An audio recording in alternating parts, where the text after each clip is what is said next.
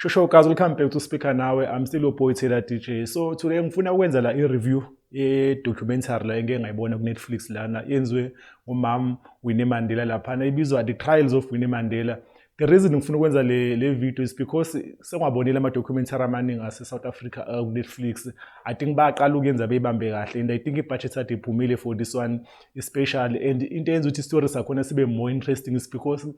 naye umuntu esixoxa ngayo story umam Winnie Mandela, because before eshone basebeqalile beshutha le documentary. Angazi ukuthi bekuyini reason yakhona, because mawuyibukela abantu abaningi bathi no mhlambe bengamele bekhiphe because of isithunzi sakhe, but ngihappy ukuthi ngibone beveza even lama side lawa evil lakhe, lezi zinto akayesolwa ngazo nazo baye deep kuzona, and I think that's the reason why Netflix uyifundile le documentary, wathola abantu aba-interviewer laba ababe involved kule team ka Winnie Mandela ibizwa ngeMandela Football Club, lokuyiyona edumile kuthiwa iphinde isoconga abantu laphana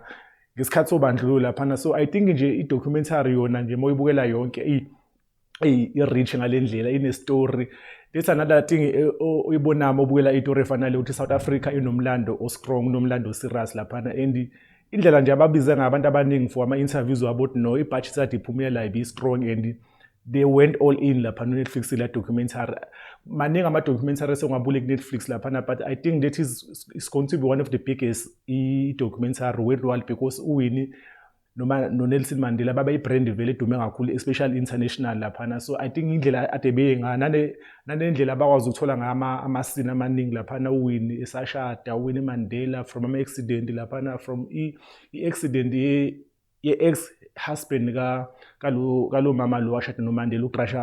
uGraca Machel, banama-footage ukuthi crime scene eyenzeka ngabo I think early 90s laphana. So uyabona ukuthi into eningi laphana bathole ama-classified information, banama-journalist ayekhona leza khathi, ama-reporter, amaphoyisa obandlululo laphana. So i-reach ngalendlela, so ngifuna nje uyi-uploada because into eningi zasemzansi ephuma ku-Netflix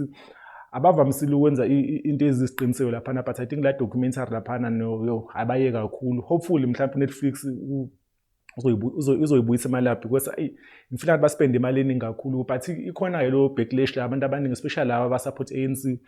ba-against la documentary, because umamuni laphana kula documentary uzama ukuveza iside lakhe ukuthi i-ANC yambhikra kanjani, even kwayena u-ex-husband wakhe lana uNelson Mandela ukuthi bambhikra kanjani. And mawubuka i-documentary uyabona kahle i-story saNelson Mandela, I think iside eli-more interesting liqhamuka from uWinnie, because uMandela waboshwa kwaphelela lapho, but uWinnie ubekhona lana, uyena umuntu wayethosharishwa, edila nento eningi, uyena umuntu okumele enze lezi zinto lezi zonke zokumobilize abantu, i-create ama-football club, uyena umuntu wakhipha i-brand kaNelson Mandela alive, walo Mandela elejele. I think uWinnie Mandela i-ANC ayizange imenzele ivara,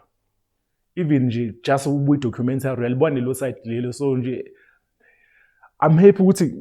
ukhona kwi-story sakhe, and abantu abaningi engazwani nabo laphana baba-interviewe laphana, because there's one guy wase-Orlando West laphana owathi waqeshwa wabulawa ile team ka-Winnie Mandela, i-Mandela Football Club laphana. So lo mjida namanje usasho ukuthi no Winnie Mandela uyamzonda namanje and akamfiseli lutho, akaqondi namanje, and akhona namanye amasini laphana abawathathe from le i-commission yakenzeka before, I think sasakhula nami laphana. So into eningi zazenzeka khona asiyibonanga, azizazi, but ayidlana ku-TV laphana the Truth Reconciliation Commission la yenzeke laphana. So amasini amaningi alaphana iwona athanda uba emotional kakhulu, abusa lesa silonde lesana sobandlululo, but ngithandile ukubona lo masini laphana. Khona ama-witness ayekhona laphana, especially about lo daba likaStompi laphana lokusola ukuthi wabulawa uWinnie Mandela, but ayikho-ke evidence laphana, but bakhona abantu babekhona endlini laphana bathi uWinnie wambulala yena ngezandla zakhe laphana. So I'm happy ukuthi ngibona ama-witness ayekhona laphana ku-TRC namanje asasho istory esifanayo laphana. So I think nje istory sala documentary si-real ngale ndlela, balivezile iside lakhe eli-negative, balivezile i-positive, abazange belo bekhetha. So nje I think laphana abazukulu bakhe laphana, because sibona ba-involve ku-production laphana,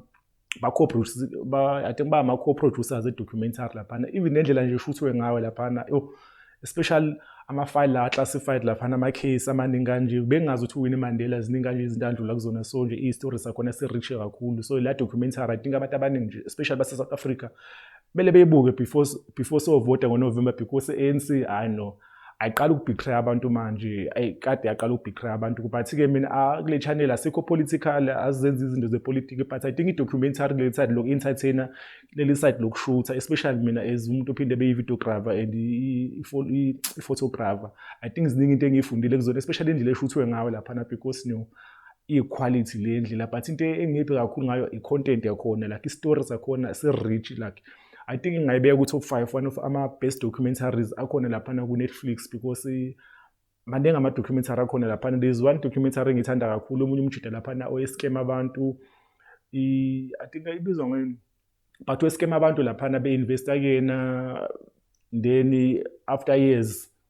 la crash ibhalon laphana so he made something laphana ngiyalikhohlwa igama lakhe but enye documentary nayo eshuthwa kamnandi but I think le awini ihambela out ama-documentary amaningi sengeke ngabona laphana ku-Netflix. There's one documentary ababeshuthe ngaleli bhalon leli elalahleka laphana langaphinde latholakala enye documentary le emotional khona nabake bayenza le kaSenzo Meyiwa istory sakhona sasingaphelelanga because icase yami yona manje isaqhubeka so khona something elekhama uyibuka kuyona so I feel like le one of the best documentaries angangayibuka mina emlandweni because istory sawini si-rich ngale ndlela and bayiqale phansi from esakhula ehlangana noNelson Mandela indlela akangena ngayo politics because wayengasiyo umuntu wepolitiki but umuntu wami-introduce kupolitiki uNelson Mandela nendlela-ke izinto ezenzeka ngayo after uMandela esephumile ejele badivosa staff ukushona kwaMandela there are even ama-footages lapha nomngcwabo kaMandela so nje until kuze kufika la uwini eshona khona laphana and I think i-quality akhona i-production noba yenze into yabo so bengifuna nje ukuvuma ama-producers akhona I think basibambile istory laphana strong ngale ndlela so i-docu series leyana so inama-episode awu-6 nami nje bese ngibuye for 3 weeks because isikhathi bengangasithola soyibuya but sengize ngayiqeda that's why ngidecide ukwenza le video I think i-documentary isezingeni eliphezulu so shout out to Mzansi laphana ku-Netflix laphana I think lena so compete nomhlaba when it's come to one of the best documentaries akhona laphana I think istory set eMzansi we have the richest history with story especially when it comes to lezi political yaseMzansi stories akhona it is very rich so ngizoyivala lapho sekhona ku-Twitter @sispeaker nawe sikhona ku-TikTok sispeaker nawe show sibe khona ku-Facebook sispeaker nawe we